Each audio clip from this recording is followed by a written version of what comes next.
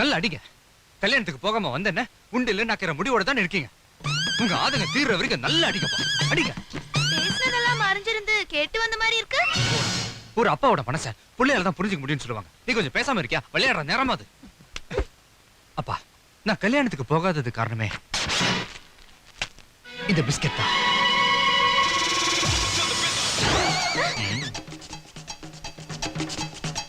இந்த இடத்துல எப்படின்னு நீங்க கேட்கணுமா? எப்படிடா?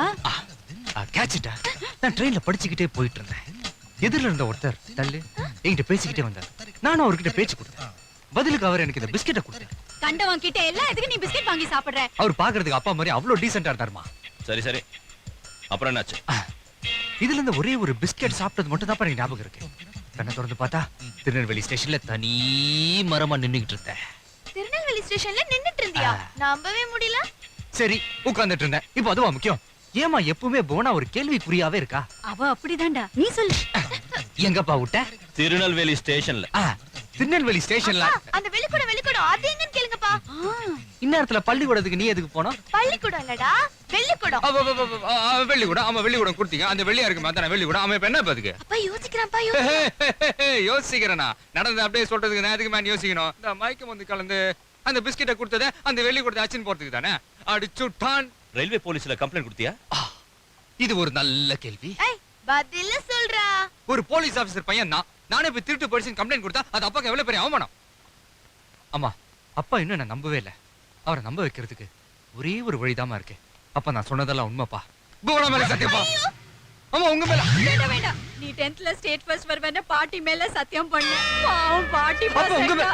ஐயோ வேண்டடா. மாட்டம்மா. சத்தியத்து மேலே யாரா சத்தியம் பண்ணுவாங்களாமா? ஐயோ! பாப்பா, என்னது பாப்?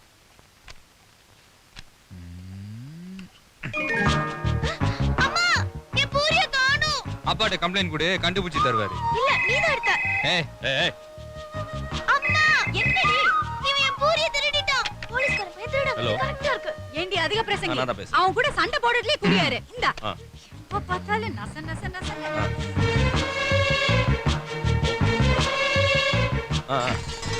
சரி சரி, அப்புறம் கூப்பிடு.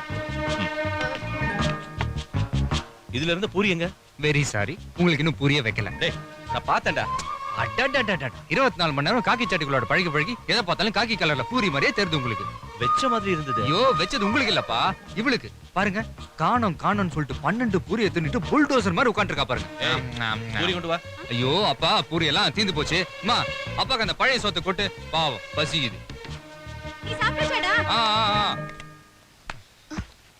இந்தா, எங்க அம்மா ப்ரிப்பரேஷன் சூப்பரா இருக்கும், சாப்பிடு. இந்தா சாப்பிடு.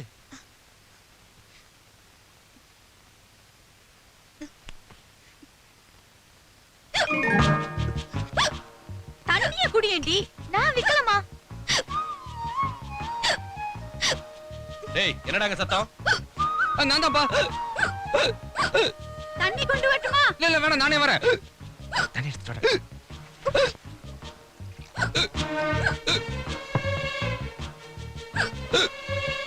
ஏண்டா, தண்ணியை இங்கேயே குடிக்க வேண்டியதானே? அம்மா அப்பா முன்னாடி தண்ணி சாப்பிடுறது அவ்வளவு மரியாதையா இருக்காதுமா. நான் உள்ள போய் சாப்பிட்டுக்கிறேன். நக்கல் இருக்கட்டும், அது நான் விக்கல் சத்தம் வித்தியாசமா டபுளா கேக்குது.